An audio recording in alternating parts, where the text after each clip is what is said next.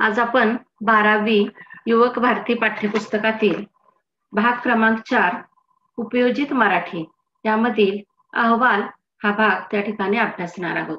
आता अहवाल लेखन हे साधारणपणे त्या ठिकाणी शाळा, महाविद्यालय किंवा एखादी शासकीय सामाजिक संस्था असते.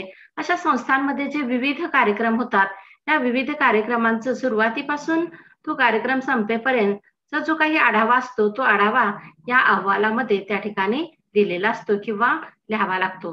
आता हा अहवाल कशासाठी लिहायचा असतो किंवा त्याच्या मागचा हेतू काय आहे? आता साधारणपणे आपण जेव्हा याचा अभ्यास उपयोजित मराठी या अ, भागामध्ये करत असताना त्या ठिकाणी बऱ्याच वेळा आपण एखाद्या संस्थेमध्ये काम करत असताना किंवा अगदी शैक्षणिक संस्था असेल, सामाजिक संस्था असेल, अशा संस्थेमध्ये बऱ्याच वेळा आपल्याला असे अहवाल लिहावे लागतात आणि त्या माध्यमातून आपल्या त्या संस्थेचं कार्य कसं चाललेलं आहे किंवा त्या माध्यमातून त्याच्या भविष्यकालीन काही योजना आणि हे जे आहे ते लोकांना माहिती करून देणं हाही त्याच्या मागचा एक उद्देश असतो आणि त्या दृष्टिकोनातून आपल्याला अहवाल लिहावे लागतात आणि साहजिकच मग हे अहवाल कसे लिहायचे आणि त्या दृष्टिकोनातून चांगला अहवाल लिहिण्यासाठी आपल्यामध्ये कोणती कौशल्य असली पाहिजेत किंवा अहवालाचं स्वरूप कशा प्रकारे असतं किंवा अहवाल का लिहावेत या गोष्टी या माध्यमातून आपल्याला जाणून घ्यायच्या आहेत पहा. आणि म्हणूनच आज आपण अहवाल म्हणजेच अहवाल लेखन हा भाग या ठिकाणी अभ्यासणार आहोत पहा. आता पहा प्रास्ताविक मध्ये काय म्हटलेलं आहे पहा. शाळा महाविद्यालयांमध्ये वक्तृत्व स्पर्धा, क्रीडा स्पर्धा, स्नेह संमेलने असे अनेक कार्यक्रम संपन्न होत असतात. बघा विविध प्रकारचे कार्यक्रम असतात. अगदी स्नेह संमेलन असेल, विविध प्रकारच्या स्पर्धा असतात. अशा शाळा महाविद्यालयात नेहमीच त्या ठिकाणी होत असतात. तसेच शासकीय, सामाजिक, आर्थिक संस्थांमध्ये सुद्धा कार्यक्रम होत असतात. म्हणजे फक्त शाळा महाविद्यालयच नव्हे तर अनेक विविध ज्या संस्था असतात, मग त्या शासकीय असतील, आर्थिक किंवा सामाजिक असतील, या ठिकाणी सुद्धा विविध प्रकारचे कार्यक्रम होत असतात आणि या कार्यक्रमानंतर त्यांचे अहवाल लिहिले जातात. असे अहवाल भविष्य काळात विविध प्रकारे उपयुक्त ठरतात. आता या अहवालाचा उपयोग त्या ठिकाणी भविष्य काळातील काही नियोजन असतं किंवा काही योजना असतात त्याच्यासाठी उपयुक्त असतात पहा. अहवालामुळे वाचकाला समारंभाचा कार्यक्रमाचा तपशील माहित होतो. तर अहवाल कशासाठी वाचायचा किंवा कशासाठी लिहायचा तर त्यामुळे जो कार्यक्रम आहे त्या कार्यक्रमाचा तपशील किंवा सविस्तर माहिती ही वाचकाला त्या त्या ठिकाणी मिळत असते पहा. म्हणून अहवाल म्हणजे काय आणि अहवालाची आवश्यकता का असते, अहवालाचा आराखडा कसा असतो, अहवाल लिहिताना कोणती काळजी घ्यावी इत्यादी संबंधीची माहिती आपल्याला असणं गरजेचं आहे आणि त्यामुळेच अहवालाचं वाचन आणि लेखन करणं सुलभ होतं. पहा मग अहवालाबद्दलची माहिती जर आपल्याला त्या ठिकाणी असेल किंवा त्याचा आराखडा कसा तयार करायचा, तो लिहिताना कोणत्या गोष्टीची काळजी घ्यायची याबद्दल आपल्याला जर माहिती असेल, तर या अहवालाचं लेखन आपण चांगल्या प्रकारे करू शकतो किंवा वाचन करण्यामुळे सुद्धा आपल्याला त्याचं स्पष्टीकरण व्यवस्थित समजू शकतं पहा. त्यानंतर आता या अहवालाचं स्वरूप कशा प्रकारे असतं ते पाहूयात पहा. एखाद्या कार्यक्रमात किंवा संस्थेत झालेल्या कार्यक्रमाची, समारंभाची योग्य पद्धतीने नोंद करून ठेवणे म्हणजे अहवाल लेखन. बघा एखादा जो काही कार्यक्रम असतो कुठेही असेल, मग एखाद्या संस्थेमध्ये असेल, शाळेमध्ये असेल, तो झालेला जो कार्यक्रम आहे त्याची योग्य क्रमबद्ध अशी नोंदणी करून ठेवणं याला काय म्हटलं जातं, अहवाल म्हटलं जातं. म्हणजे कशा प्रकारे त्या संस्थेचा त्या ठिकाणी तो कार्यक्रम पार पडला, त्यामध्ये कोण त्याचा हेतू काय होता, त्याची तारीख काय होती वगैरे हा सगळ्या तपशीलवार नोंद ज्याच्यामध्ये असते त्याला आपण विशेषतः अहवाल असं म्हणतो पहा. ही नोंद करताना त्यात कार्यक्रमाचा हेतू बघा, कार्यक्रम कशासाठी करत आहोत हा हेतू त्यामध्ये असतो किंवा द्यावा लागतो.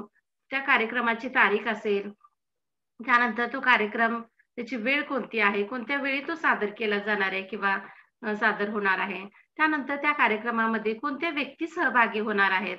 त्याचबरोबर या कार्यक्रमाला लोकांचा प्रतिसाद कशा प्रकारे मिळाला. कधी चांगला प्रतिसाद मिळतो तर कधी त्या ठिकाणी कमी प्रतिसाद सुद्धा मिळत असतो पहा. हा प्रतिसाद आहे त्याची सुद्धा नोंद या माध्यमातून या अहवालात दिली जाते पहा आणि त्यानंतर शेवटी असतो तो समारोप पहा आणि मग योग्य पद्धतीने त्याचा समारोप करणं अशा विविध मुद्द्यांचा समावेश केलेला आपल्याला या अहवालामध्ये पाहायला मिळतो पहा. कार्यक्रम, समारंभ प्रत्यक्षात सुरू झाल्यापासून ते थेट तो समारंभ किंवा कार्यक्रम संपेपर्यंत क्रमाक्रमाने कसा पूर्ण होत गेला याची आवश्यक तेवढ्या तपशिलासह नोंद अहवालात केली जाते पहा. एखाद्या विषयातील समस्येच्या संबंधाने माहितीच्या संकलनाचे, सर्वेक्षणाचे आणि विषयासंबंधी नेमलेल्या आयोगाचे अहवाल असतात.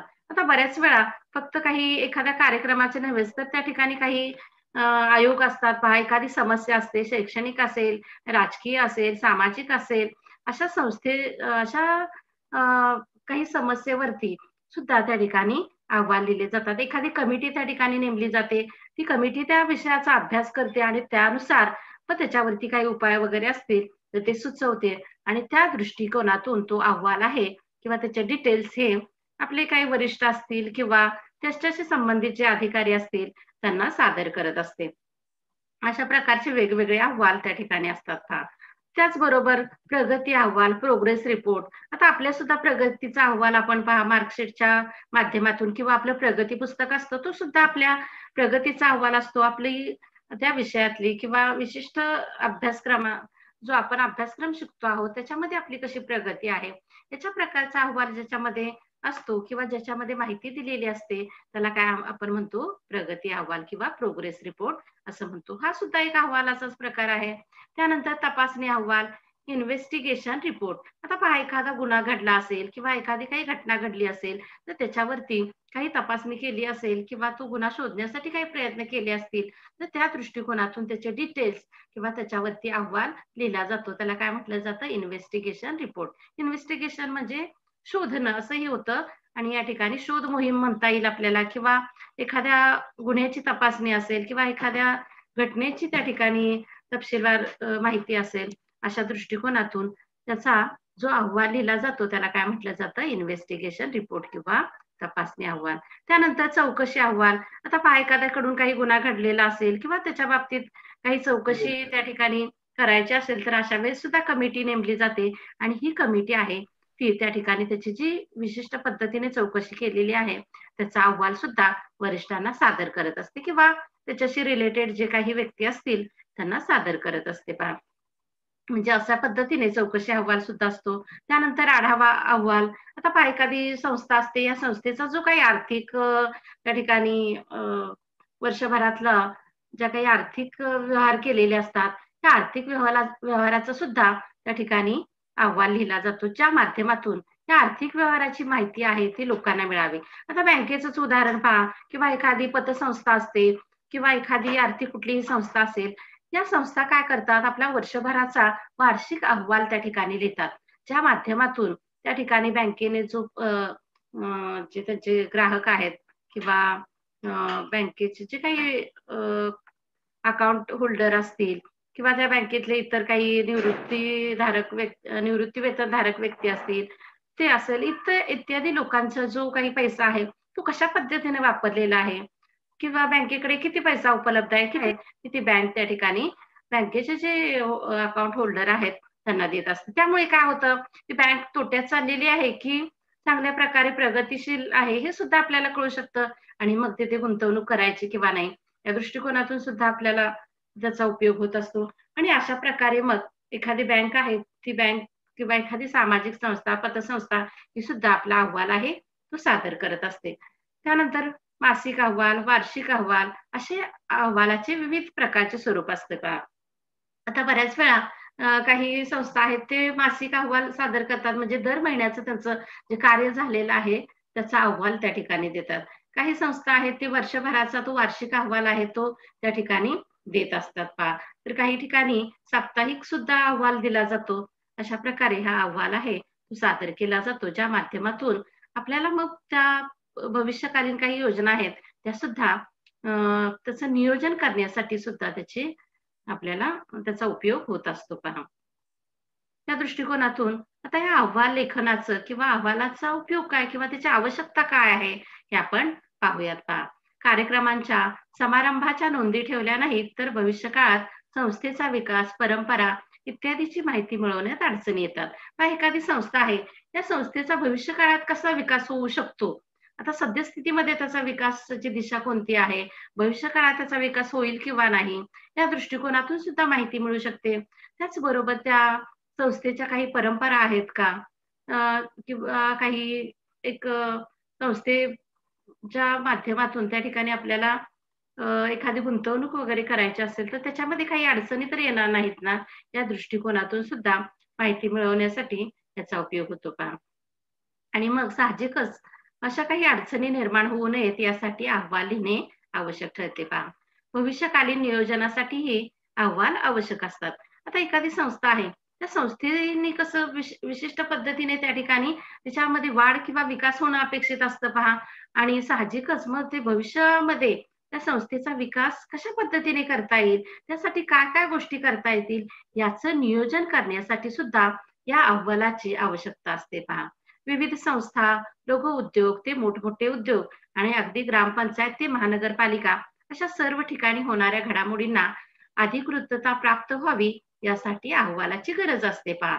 आता अधिकृतता म्हणजे काय? एखादी ग्रामपंचायत असेल, नगरपालिका असेल, ते जे काही आर्थिक व्यवहार करतात किंवा त्यांच्याकडून ज्या काही गोष्टी होत असतात, काही विकासाची कामं केली जातात, याची माहिती जर त्या ठिकाणी लोकांना मिळाली, तर काय होणार आहे? त्या दृष्टिकोनातून त्या घडामोडींचा आढावा घेऊन लोक त्या पद्धतीने त्यांना सहकार्य करणार आहेत. किंवा एखादा लघु उद्योग असेल तर त्याचा विकास कसा होतो आहे किंवा एखादा मोठा उद्योग असेल त्याचा सुद्धा विकास वगैरे याची किंवा तिथे काय चालू घडामोडी वगैरे आहेत याची अधिकृत माहिती म्हणजे सत्य माहिती ही प्राप्त करून देणं हा सुद्धा त्याच्या मागचा एक उद्देश असतो पहा. एखाद्या समस्येच्या संदर्भात योग्य निर्णय घ्यायचा असेल तर सार्वजनिक क्षेत्रात एखादा महत्वाकांक्षी उद्योग किंवा उपक्रम सुरू करायचा असेल तर अगोदर त्या संदर्भात योग्य ती माहिती घेऊन अहवाल तयार करणे आवश्यक असते पहा. आता समजा एखादी समस्या असेल, या समस्यावरती काही उपाय म्हणून एखादा प्रोजेक्ट त्या ठिकाणी राबवायचा असेल किंवा उपक्रम करायचा असेल, तर तो उपक्रम तयार केल्यानंतर त्या माध्यमातून त्या संस्थेला कसा फायदा होणार आहे किंवा कितपत फायदा होणार आहे या दृष्टिकोनातून सुद्धा त्याची योग्य पद्धतीने अहवाल तयार करावा लागतो आणि त्या अहवालाच्या माध्यमातून या प्रोजेक्टच्या माध्यमातून आम्ही कशा पद्धतीने त्या क्षेत्रामध्ये महत्वाकांक्षी योजना राबवणार आहोत हे सुद्धा दाखवून द्यावं लागतं आणि त्यासाठी सुद्धा अहवाल तयार करणं गरजेचं असतं पहा. त्यानंतर पुढचा घटक आहे तो म्हणजे अहवालाचा आराखडा किंवा रूपरेषा आहे. हे रूपरेषा तयार करावी लागते, आराखडा तयार करावा लागतो आणि त्या माध्यमातून मग हा अहवाल त्याचं लेखन करावं लागतं पहा. अहवाल नेमका कशाचा लिहायचा आहे यावर त्या अहवालाचा आराखडा अवलंबून असतो. आता सगळ्याच प्रकारचे अहवाल सारखे असतील असं नाही, तर मग अहवाल कोणत्या घटकाचा आहे किंवा कोणत्या संस्थेचा किंवा कशाच्या संदर्भात लिहायचा आहे या दृष्टिकोनातून सुद्धा मग त्या ठिकाणी त्याचा आराखडा आहे तो तयार करावा लागतो. एखाद्या संस्थेचे कार्यक्षेत्र, विषय इत्यादीनुसार सुद्धा अहवालाच्या आराखड्याचे मुद्दे बदलतात. आता एखाद्या संस्थेचं कार्यक्षेत्र किती आहे? आता एखादी संस्था मर्यादित क्षेत्रामध्ये काम करत असेल, तर एखाद्या संस्थेचं कार्यक्षेत्र मोठं असेल, म्हणजे अगदी त्याच्या शाखा आहेत त्या पूर्ण महाराष्ट्रभर असेल किंवा भारतभर असतील, तर अशा वेळी त्याचा अहवाल कशा पद्धतीने असेल किंवा एखाद्या क्रीडा स्पर्धा असेल, त्या क्रीडा स्पर्धेचा अहवाल तयार करायचा असेल, तर त्याच्यामध्ये कोणते मुद्दे आले पाहिजेत किंवा तो कसा मुद्देसूद असू शकेल, या दृष्टिकोनातून सुद्धा त्याचा विचार करावा लागतो. कारण स्पर्धेचे स्वरूप हे वेगवेगळे असते पहा. आता स्पर्धा ज्या असतात, त्या क्रीडा स्पर्धा ज्या आहेत, त्या काय एक प्रकारच्या आहेत का? प्रत्येकाचे स्वरूप त्या ठिकाणी वेगळं आहे. क्रीडा स्पर्धा असेल, सॉरी त्या ठिकाणी क्रिकेटची स्पर्धा असेल, तर त्याची त्या ठिकाणी अहवाल वेगळा असू शकतो. त्या ठिकाणी टेनिसची मॅच असेल किंवा अगदी हॉकी असेल किंवा इतर कुठलीही मॅच असेल किंवा स्पर्धा असेल, तर त्याचं स्वरूप वेगवेगळं असणार आहे आणि साहजिकच या स्वरूपातील बदलामुळे काय होतंय तिथे अहवालाचं स्वरूप सुद्धा साहजिकच बदलणार आहे पहा आणि हे त्या ठिकाणी विचारात घेऊन मग आराखडा तयार करणं गरजेचं आहे पहा. विषयाच्या स्वरूपानुसार अहवालाचं लेखन, त्याची रचना, त्याचे घटक, मुद्दे, क्रम म्हणजे एकूण आराखडा काही प्रमाणात वेगळा असतो पहा. आता विषयाचं स्वरूप कसं आहे, त्यानंतर अहवालाचं लेखन करताना त्याची रचना कशा पद्धतीने असावी, त्याच्यामध्ये कोणकोणते घटक आले पाहिजेत, त्यानंतर मुद्दे कसे आहेत आणि त्या मुद्द्यांचा क्रम हा सुद्धा महत्वाचा असतो आणि त्या दृष्टिकोनातून क्रमबद्ध पद्धतीने हा आराखडा तयार करणं गरजेचं असतं आणि मग साहजिकच काय होतं, प्रत्येक विषयानुसार त्या ठिकाणी त्याच्यामध्ये कमी अधिक प्रमाणात हा बदल करावा लागतो किंवा त्या आराखड्याचं स्वरूप हे बदलताना आपल्याला दिसतं पहा. त्यानंतर आता अहवालाची काही अंगे आहेत पहा. त्या अंगांपैकी काही अंगे आपल्याला या ठिकाणी पाहायची आहेत पहा. त्यामध्ये पहिला अहवालाचे 4 प्रमुख अंगे इथे दिलेले आहेत पहा. त्यामध्ये पहिला आहे प्रास्ताविक. आता कुठलाही कार्यक्रम असला, कुठलाही घटक असेल तर तिथे प्रस्तावना ही महत्त्वाची असते. म्हणजे प्रारंभ करण्यासाठी किंवा त्या दिशेने जाण्यासाठी प्रस्तावना ही महत्त्वाची असते पहा. आणि त्याच पद्धतीने जेव्हा आपण अहवाल लिहितो, तेव्हा त्या अहवालाचा प्रारंभ हा आकर्षक पद्धतीने असणं गरजेचं आहे किंवा ज्याच्या माध्यमातून त्याचा एक रूपरेषा आपल्या नजरेसमोर तयार होईल, अशा दृष्टिकोनातून त्या विषयाची प्रस्तावना करणं हे सुद्धा एक त्या अहवालाचा अंग आपल्याला सांगता येईल पहा. त्यानंतर दुसरा आहे अहवालाचा मध्य किंवा विस्तार. अहवाल लिहित असताना त्याचा मध्य जो आहे किंवा त्याच्यामध्ये जो गाभा घटक आहे त्यामध्ये कोणत्या कोणत्या गोष्टीचा आपण माहिती देणार आहोत, तो कशा प्रकारे असला पाहिजे, त्याच्यातून किती प्रकारे कशा प्रकारे स्पष्टीकरण होऊ शकतं, हे सुद्धा विचारात घ्यावं लागतं पहा. त्यानंतर तिसरा घटक आहे तो म्हणजे अहवालाचा शेवट, म्हणजे समारोप करणं. म्हणजे अहवाल आहे त्याचा योग्य पद्धतीने तिथे समारोप होणं ही गरजेचं आहे. आणि त्यानंतर चौथा घटक आहे तो म्हणजे अहवालाची भाषा. आता प्रत्येक ठिकाणी पहा भाषा ही महत्वाची आहे. भाषेचा वापर योग्य पद्धतीने होणं गरजेचं आहे. आणि साहजिकच इथे सुद्धा जेव्हा अहवाल लेखन केलं जातं तेव्हा त्याची भाषा सुद्धा सर्वांना समजेल अशी, त्याचबरोबर ती योग्य पद्धतीने वापरणं हे सुद्धा गरजेचं आहे पहा. किंवा त्याचे काही नियम सुद्धा त्या ठिकाणी असतात. त्या दृष्टिकोनातून या नियमांचा वापर करून किंवा नियमाच्या चौकटीतून त्या ठिकाणी आपल्याला त्या भाषेचा वापर अहवाल लेखन करताना करावा लागतो पहा. आता एक नमुना म्हणून आपल्याला या ठिकाणी एक सांस्कृतिक कार्यक्रमाचं अहवाल लेखन कशा प्रकारे असतं, त्याचा एक आराखडा कसा असू शकेल तो दिलेला आहे पहा. त्या माध्यमातून आपल्याला हे अधिक स्पष्ट होईल पहा. आता अहवालाचा विषय, आता इथे पहा एक सांस्कृतिक कार्यक्रम आहे आणि त्या कार्यक्रमाचा अहवाल लेखन त्याचा एक नमुना इथे दिलेला आहे. आता त्याचा विषय काय आहे पहा, मराठी भाषा संवर्धन पंधरवडा. आता हा कार्यक्रम जो आहे तो काय आहे, मराठी भाषा संवर्धन पंधरवडा हा साजरा केला जातोय आणि त्याचा अहवाल या ठिकाणी लिहायचा आहे पहा. आता हा सांस्कृतिक कार्यक्रम आहे आणि साहजिकच पाहायचं स्वरूपही त्याच पद्धतीने असणार आहे पहा. तर मराठी भाषा संवर्धन पंधरवडा समारोप समारंभाचा अहवाल, या पंधरवड्यात आयोजित केलेल्या विविध उपक्रमाचा एकत्रित अहवाल लिहावा. आता यासाठी पहा बरेच अशा प्रकारचे कार्यक्रम असतात. त्या ठिकाणी सुरक्षा अभियान असतं, सेफ्टी वगैरे म्हणतो आपण. त्यानंतर एखाद्या ठिकाणी पर्यावरण विषयक काही पंधरवडा किंवा साप्ताहिक त्या ठिकाणी आठवड्याचा कार्यक्रम आयोजित केलेला असतो. अशा विविध क्षेत्रामध्ये विविध प्रकारचे कार्यक्रम आयोजित केलेले असतात. त्याच पद्धतीने ते मराठी भाषेचं संवर्धन व्हावं या दृष्टिकोनातून त्या 15 दिवसामध्ये मराठी भाषेच्या विकासासाठी कोणत्या प्रकारचे कार्यक्रम राबवले गेलेले आहेत याचा अहवाल या ठिकाणी आपल्याला दिलेला आहे पहा. किंवा त्याचा एक नमुना या ठिकाणी कशा प्रकारे असू शकेल हे आपल्याला लक्षात येईल पहा. आता मराठी भाषा संवर्धन पंधरवडा, पंधरवडा म्हणजे 15 दिवसामध्ये मराठी भाषेच्या संवर्धनासाठी केलेले कार्यक्रम पहा. त्याचा हा अहवाल आहे. साहजिकच त्याची प्रस्तावना कशी असली पाहिजे, त्या विषयाला अनुसरून असली पाहिजे पहा. मग प्रस्ताविकामध्ये काय काय येणं अपेक्षित आहे, तर इथे खालील बाबींचा किंवा मुद्द्यांचा किंवा विषयाचा समावेश असणं अपेक्षित आहे. म्हणजे जो विषय आहे तो कोणता आहे, तर मराठी भाषेचं संवर्धन, त्याच्याशी रिलेटेड विषय त्या ठिकाणी किंवा मुद्दे यांचा समावेश असणं याच्यामध्ये गरजेचं आहे किंवा अपेक्षित आहे पहा. त्यानंतर समारंभाचा विषय, समारंभाचं स्थळ. आता विषय कोणता आहे वरती सांगितलेलंच आहे तुम्हाला पहा की मराठी भाषा संवर्धन पंधरवडा. त्यानंतर समारंभाचे स्थळ. आता हा कार्यक्रम जो आहे कुठे होणार आहे, एखाद्या शाळा महाविद्यालयामध्ये सुद्धा होऊ शकतो किंवा एखाद्या सामाजिक संस्थेमध्ये सुद्धा होऊ शकतो पहा. मग त्या कार्यक्रमाचं स्थळ कोणतं आहे, त्याचबरोबर कोणत्या तारखेला तो कार्यक्रम होणार आहे किंवा झालेला आहे, त्यानंतर त्याचा वार कोणता होता, वेळ कोणती आहे, स्वरूप कशा प्रकारचं आहे, हे सुद्धा त्या ठिकाणी आपल्याला देणं अपेक्षित आहे. त्याचबरोबर त्या कार्यक्रमाचं अध्यक्षपद कोणी भूषवलेलं आहे किंवा अध्यक्ष म्हणून कुणाची नियुक्ती केलेली आहे, त्याचं पद कोणतं आहे.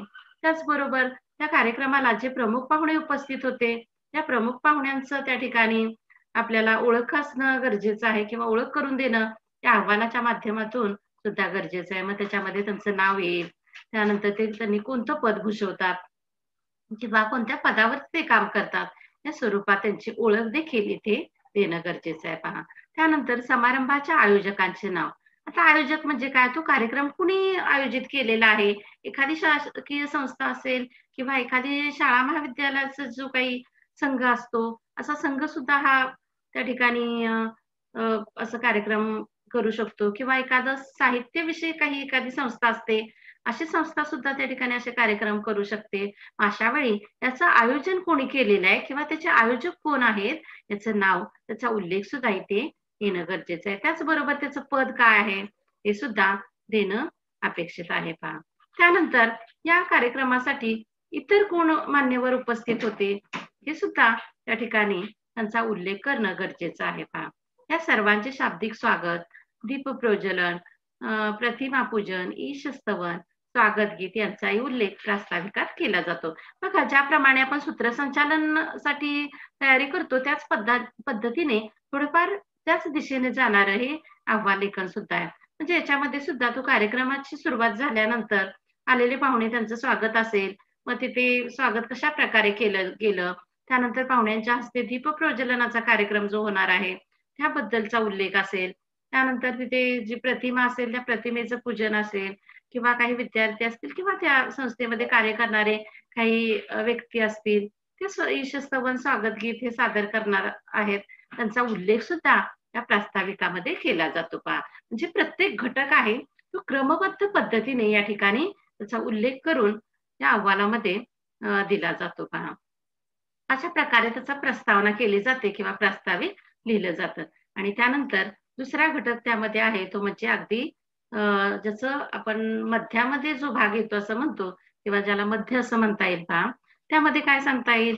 मराठी भाषा संवर्धन पंधरवड्याचा हेतू.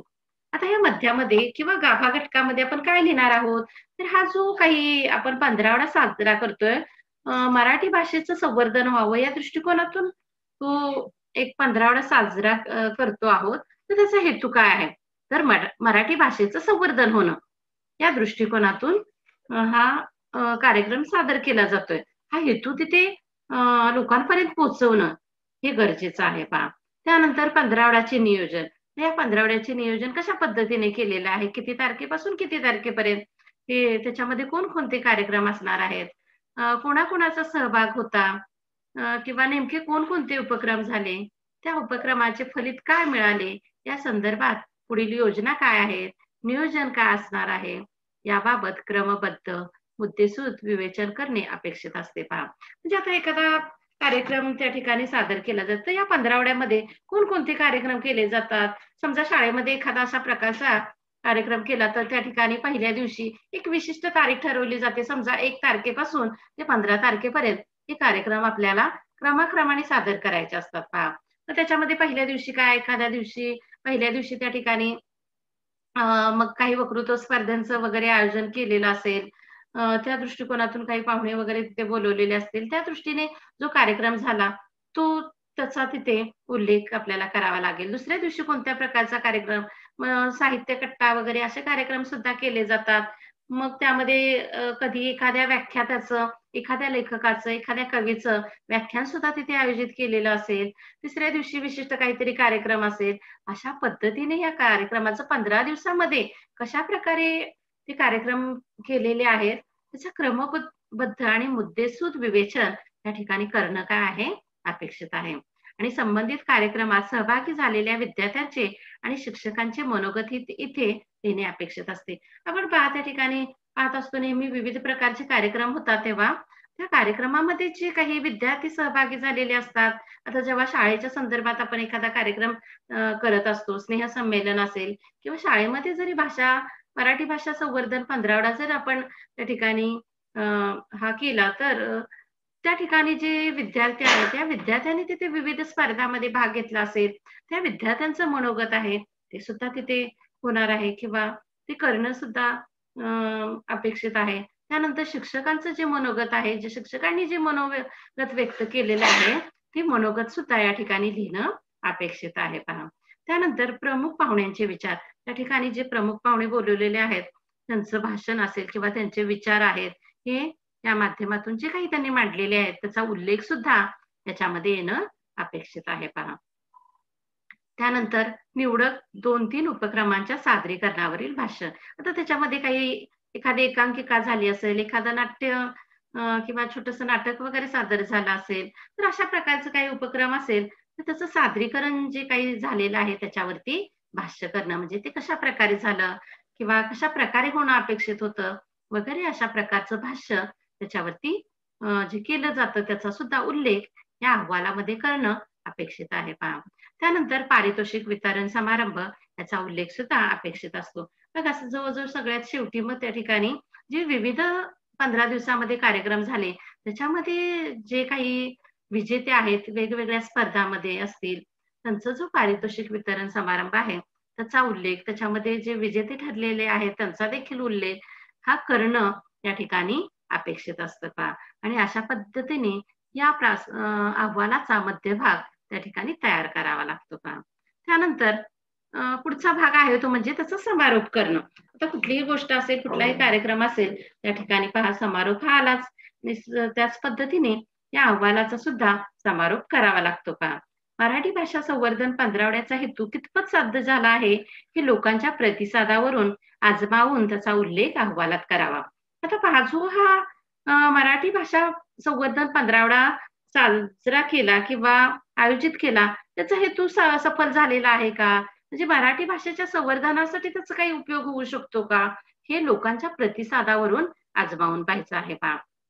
म्हणजे या काळामध्ये जे काही कार्यक्रम झाले, त्याला किती प्रेक्षक त्या ठिकाणी उपस्थित राहिले किंवा साहित्याचा त्या माध्यमातून किती वापर केला गेला किंवा विद्यार्थ्यांचा जो काही प्रतिसाद आहे त्या कार्यक्रमामधला, तो कशाप्रकारे झालेला आहे, त्याचा उल्लेख सुद्धा किंवा तो प्रतिसाद आहे तो आजमावून पाहून त्याचा उल्लेख सुद्धा या अहवालात करणं अपेक्षित आहे पहा. त्याचप्रमाणे कोणत्याही कार्यक्रमातील उल्लेखनीय बाबी काय विशेष त्या कार्यक्रमामध्ये होतं, कोणती उल्लेखनीय बाब आहे, त्याचा सुद्धा उल्लेख करणं गरजेचं आहे. पहा त्या ठिकाणी एखादा सेलिब्रिटी बोलवलेला असेल, त्यांनी त्या ठिकाणी कोणती त्या मराठी भाषेच्या संवर्धनाविषयी काही गोष्टी किंवा काही त्याच्या ऐतिहासिक पार्श्वभूमी असेल किंवा इतर काही गोष्टींचा उल्लेख केलेला असेल, तर त्याचा उल्लेख सुद्धा इथे करणं गरजेचं आहे. त्यानंतर या कार्यक्रमात काही त्रुटी जरी राहिल्या असतील, तर त्या त्रुटींचा उल्लेख सुद्धा करणं गरजेचं आहे. कारण पहा, प्रत्येक कार्यक्रम अगदी पूर्णपणे त्या ठिकाणी यशस्वी होईल असं नाही पहा. काही त्रुटी प्रत्येक कार्यक्रमात असू शकतात आणि साहजिकच मग या त्रुटीचा अभ्यास का करायचा? तर भविष्यामध्ये असा एखादा कार्यक्रम केला, तर या त्रुटी दूर करून आपल्याला पुढे जायचं असतं पहा. म्हणजे चुका त्या रिपीट करायच्या नसतात. त्या चुकांची दुरुस्ती करून आपल्याला त्या चुका सुधारून पुढे जायचं असतं.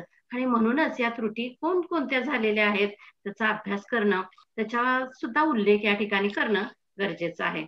आणि मग त्यानंतर यशस्वीतता म्हणजे तो कार्यक्रम कसा यशस्वी झालेला आहे किंवा त्याची यशस्वीतता कोणत्या घटकावरती अवलंबून होती या स्वरूपामध्ये सुद्धा त्याचा निष्कर्ष इथे लिहिणं आणि त्याच्यावरती अभिप्राय देणं हा भाग सुद्धा समारोप जो आपण करत असतो त्याच्यामध्ये नोंदवून तो अहवाल पूर्ण करणं अपेक्षित असतं पहा. म्हणजे या समारोपामध्ये त्या कार्यक्रमाची यशस्वीतता आहे ती सुद्धा आपल्याला किंवा जो अभिप्राय आहे लोकांचा असेल, विद्यार्थ्यांचा असेल किंवा समाजातील काही लोकांनी दिलेला अभिप्राय असेल, कार्यक्रम चांगला झाला किंवा कशा प्रकारे झाला, तो अभिप्राय नोंदवून सुद्धा आपल्याला तो अहवाल पूर्ण करणं अपेक्षित आहे पहा. त्यानंतर चौथं जे अंग आहे किंवा चौथा जो घटक आहे अहवालाचा, तो म्हणजे अहवालाची भाषा. त्या अहवालामध्ये वापरण्यात येणारी जी भाषा आहे ती कशा स्वरूपाची असावी हे या माध्यमातून आपण पाहणार आहोत पहा. मराठी भाषेचे स्थान, महत्व, सद्यस्थिती याबाबत या पंधरवड्यात आयोजित केलेले उपक्रम आणि कार्यक्रम यांना अनुसरून योग्य त्या औपचारिक भाषेत अहवाल लिहावा. आता त्या मराठी भाषेचं स्थान काय आहे, आजचं काय स्थान आहे, त्याचं महत्व काय आहे आणि सद्यस्थितीमध्ये पहा अलीकडच्या काळामध्ये मराठी भाषेचे त्या ठिकाणी गळचेपी होते वगैरे या गोष्टी आपण त्या ठिकाणी म्हणतो आहोत.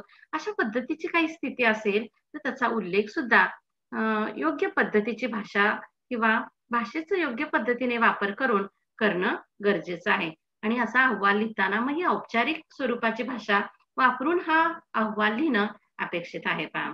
त्यानंतर संस्थेचे कार्यक्षेत्र, विषय, कार्यक्रमाचे स्वरूप इत्यादीनुसार अहवाल विशिष्ट संज्ञा, पारिभाषिक शब्दयोजना यांची त्या ठिकाणी विशिष्ट संज्ञा पारिभाषिक शब्दयोजना करावी लागते पहा. तर संस्थेचं कार्यक्षेत्र कोणतं आहे? सामाजिक संस्था आहे, शैक्षणिक संस्था आहे की इतर कोणती संस्था आहे? या दृष्टिकोनातून सुद्धा त्या ठिकाणी शब्दयोजना विशिष्ट प्रकारची करावी लागेल. त्यानंतर विषय कशा प्रकारचा आहे? कोणत्या विषयाला अनुसरून त्या ठिकाणी कार्यक्रम होणार आहे. त्यानंतर कार्यक्रमाचं स्वरूप कोणत्या प्रकारचं आहे. मग साहजिकच त्यानुसार त्या ठिकाणी काही संज्ञांचा वापर असेल. आता कायदेविषयक काही असेल तर तिथे कोर्ट वगैरे, वकील अशाच प्रकारचे संदर्भ येऊ शकतात. शाळा महाविद्यालय म्हटलं की त्या ठिकाणी विद्यार्थ्यांचा विकास असेल, शैक्षणिक गुणवत्ता असेल, अशा प्रकारचे विषय त्या ठिकाणी येऊ शकतात. त्यानंतर काही पारिभाषिक शब्दांचा सुद्धा आपल्याला वापर त्या ठिकाणी करणं गरजेचं असतं. आणि त्या कार्यक्षेत्रानुसार आणि कार्यक्रमाच्या स्वरूपानुसार अहवाल लेखन करताना ती भाषा आहे, ती भाषा ठरवणं गरजेचं आहे किंवा ठराविक भाषा विकसित झालेली आपल्याला त्या माध्यमातून पाहायला मिळते पहा. अशा ठराविक भाषेचा वापर अहवाल लेखन करताना केला जातो पहा.